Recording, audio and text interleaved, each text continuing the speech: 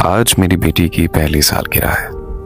मैं केक लेकर आया हूँ और साथ में मोमबत्तियां भी जल रही हैं, मगर हैप्पी बर्थडे कहने के लिए सिर्फ मैं हूँ और उसकी माँ नहीं है।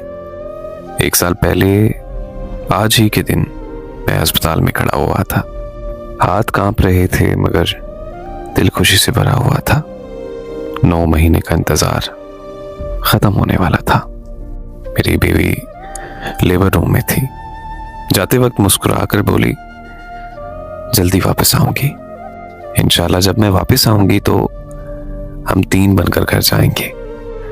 और फिर अचानक से रोने की आवाज आई। मेरी बेटी की वो पहली आवाज थी।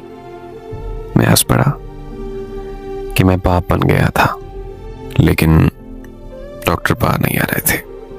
10 मिनट, यहां तक कि 20 मिनट तक गुजर गए, लेकिन कोई भी बाहर नहीं आया और अब मुझे घबराहट होने लगी थी। फिर एक नर्स दौड़ती हुई आई और वो बोली, इमरजेंसी। मेरा दिल डूब गया। ठीक 45 मिनट बाद डॉक्टर साहब बाहर आया। उसकी आंखें झुकी हुई थी। उसने कहा, हमें बहुत अफसोस है, उनका बहुत ज्यादा खून बह गया था और हम उन्हें नहीं बचा सके। मैं डॉक्टर की बात समझ न सका। पहले मैंने पूछा, कौन? बच्ची? उसने कहा, नहीं, आपकी बीवी। उसके मुंह से वो अल्फाज निकलते गए और मेरी दुनिया वहीं रुक गई। मुझे अंदर ले जाया गया। एक तरफ देखा तो मेरी बेटी थी, छोटी सी, बिल्कुल ठीक, वो रो रही थी।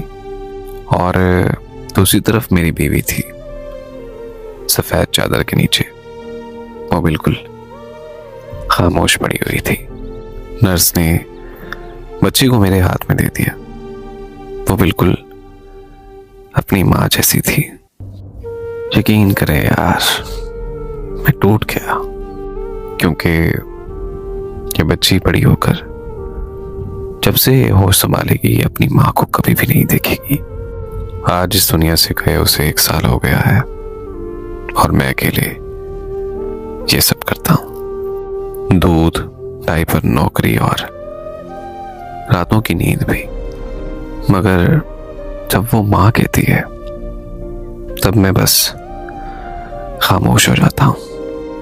मेरी बीवी माँ तो बन गई, लेकिन वो एक दिन भी माँपन करना नहीं सकी। केक पर मोमबत्तियां तो जल रही हैं, मगर जिसने उसे इस दुनिया में लाया है वो खुद अंधेरे में कब की चल बसी है। उसके बगैर रहने का तसव्वुर भी नहीं कर सकता था। और देखो, आज 1 साल गुजर गया है उसके बगैर। कोई लम्हा ऐसा नहीं है जब उसकी याद ना आती हो। मैं दुआ करूंगा कि अल्लाह पाक उसकी मग़फ़िरत फरमाए और जन्नत में आला मकाम अता फरमाए। आमीन।